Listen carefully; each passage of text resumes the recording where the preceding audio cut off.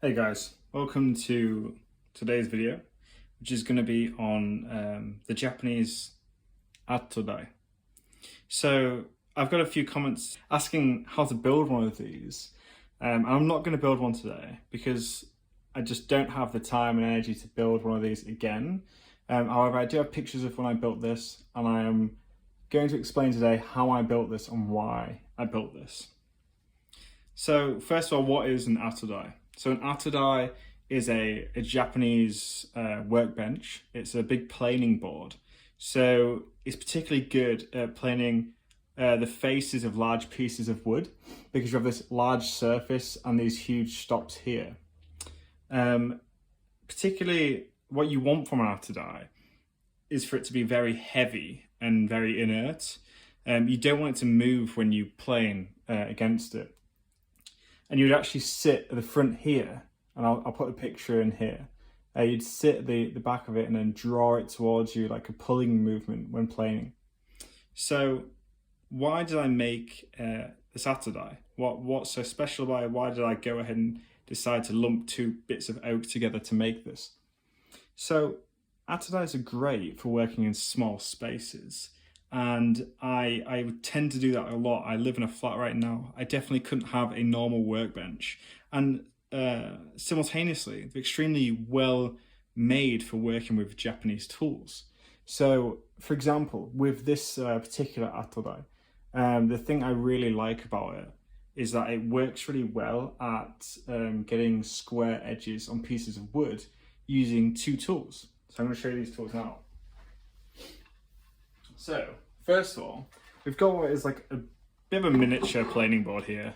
I made this out of oak, bit of beech. It's actually seen much better days.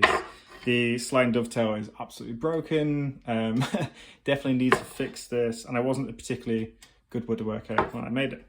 So the reason this works well is you can put this against this stop, put a bit of wood on top of here, and then you can take a Japanese plane. This one's specifically made for this process. It's completely square on this edge here. It's square to this edge. And what you do is you can have it on here and slide it along the edge of a piece of wood, and you can get perfectly square end grain doing it this way with a bit of technique. And it just makes it a whole ton easier to get a square edge on your pieces of wood. I love doing it this way. It makes my life so much easier. I absolutely love it. It's ingenious as well. It's so smart how I've kind of develop that technique. Now, with that being said, is there anything I would change about this particular atodai? The first mistake I made with this atodai that you do not want to make is make sure you make your plane stops small.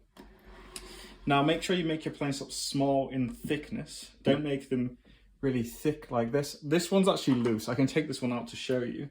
This is just poor craftsmanship, or maybe I wanted it loose. I guess I can take it out easily.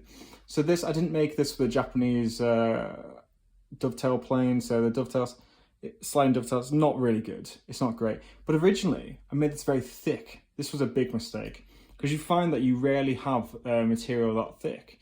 Most of the material I work with is like, say, this thick. So it was a pain in the ass, if I'm honest. I ended up having to plane these down, and this is made out of ash. It's a pain in the ass. The second thing is that if you want the true setup, don't make these two exactly the same width. Make this one longer so it comes out to about here. That's where this should come out to. Make this one shorter so it only comes out to here. Why do it that way? So this one should take up like 2/3, and this one should take up like less than 1/3 or whatever. So the reason why is because you want to be able to put this on here like this and have this slide along the side of it. Now, because I've made this mistake, I don't have as much of a gap here. In fact, I can't really, I can fit it through here, but only just, and actually sometimes you'll find that it'll tip to this side, which is really irritating, or I just have to push this off the edge, and now it's off the edge, it's not as much space. So you really want to, in a way, just kind of have this much of a planing stop on this side, and then have this planing stop extend to here, if you can see what I'm saying. Because then you've got all this extra room, you can get this on here, it's easier to plane the sides of larger boards. So that's one mistake I made. Don't make that mistake if you go and decide to make this. Cool. Now, the other thing about this atodai is you want to choose a big piece of wood, a big heavy bit of wood. I used oak because I think oak's quite cheap for heavy wood, and you really want it as big and as heavy as you can. Now the dimensions of this, I'll just show you live, is literally, what have we got? 31, 36, 37 centimeters, or 14 and something like 14 and a half inches in width, and in length we're looking at about 36 inches in length, or 92 centimeters. I'll put that on the screen now. So you want it to be quite long, quite wide. As well, the wider you can have it, the better it is for you for planing large bits of, the face of a piece of wood. It's so good for this. I love it for this.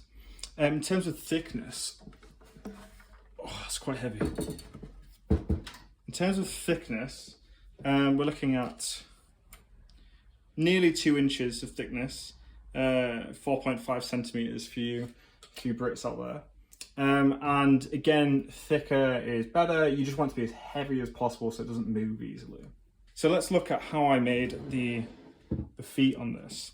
I took a piece of sapele, or sapele, however you want to say it, and I slide and dovetailed these in.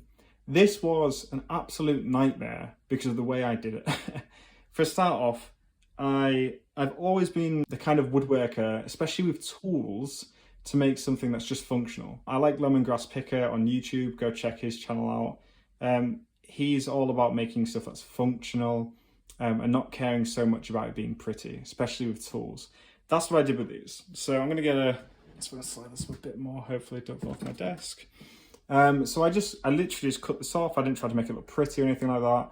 Again, you can probably tell from my atodai, it's literally 2 bits of wood lumped together. And actually this side at the bottom is 2 pieces laminated together like this. So going about this, the feet, you can make it as wide as you want. Particularly, people might want to know the dimensions. This one is 7.5 centimeters in width.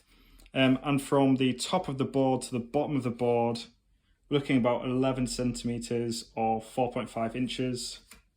Yeah, this is almost 3 inches wide as well. The way I did this before is I literally sawed along the bottom, and I just like hammered it out with a cheap chisel. It was a bit of a nightmare. The way I would do this again is I would use 2 tools to start off with. One, I'd use my Azubiki saw, nokogiri. That would make going all the way down here a lot easier. That would be way easier to do than it was before. And I'd use my Ari Shakuri Kana, which is a slide and dovetail plane, to make these perfect, because it would just be a lot nicer if it was. I'd probably take a little bit more time and ensure this was a better slide and dovetail in general. Now, the next thing you want to be considering is how flat does my atodai need to be? The first thing to know is that the top should be flat. It doesn't absolutely matter. You're probably not going to use it as a reference for what flat is, but it would just be nicer for the work to stick on the surface. I spent a long time trying to make this flat with a large wooden 4-plane / tri-plane even, English style, and it was worth it. I'm glad this is flat. What's going to keep it mostly flat is underneath. These slide and dovetail feet are going to keep this to help it from warping. Now on the bottom, if I can show the bottom, okay, quite a lift, probably damaging my desk, but oh well, it's just plywood anyway. I only flattened where the slide and dovetails would be. So I used a scrub plane to go across the width to make sure this here to here was flat enough that I could do the joinery correctly and it would work. I did that on both sides. I didn't bother trying to flatten this, and there's literally no point, because 1, you're just taking away material that's going to add to the weight. 2, you're never ever going to use this side, so it doesn't need to be flat. You just want to make sure these bits are flat for your sliding dovetail feet. And then the other thing is that it's completely up to you. If you want to do this, really pretty way, you can make these feet really pretty by cutting out like a triangle here and then styling it and shaping it. I didn't really want to do that. I just used 2 big blocks of what I had laying around. And then I put these on the feet because actually it helps with friction. So it doesn't slide about. But I didn't always have these and it works completely fine. But I definitely recommend putting some feet on it like this or whatever you want, because it does add a little bit of protection. It helps with friction. It makes you less slidey. So I think that's all I've really got to say about making an atodai. So to sum up, I would make sure the top's flat, only make these sections flat for the slide and dovetail joinery. Use an Uzbeki saw if you can to make the sliding dovetails, along with a slide and dovetail plane if you have one. I didn't have either of those tools and I made this, and I made it just with chisels and a saw and a square. So if I can do it that way, I'm absolutely certain that you can.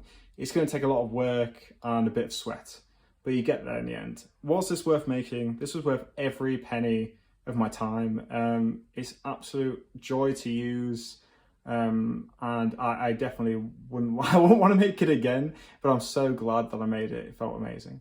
If you have any other questions, please ask. The one thing I don't want to forget before I go is that I didn't put any finish on this. I don't think you should put any finish on it. If you want to put finish on it, that's completely fine. I personally didn't want any finish on it. I actually thought the surface, the planing surface, would be a bit slippery if I put finish on it. Cool.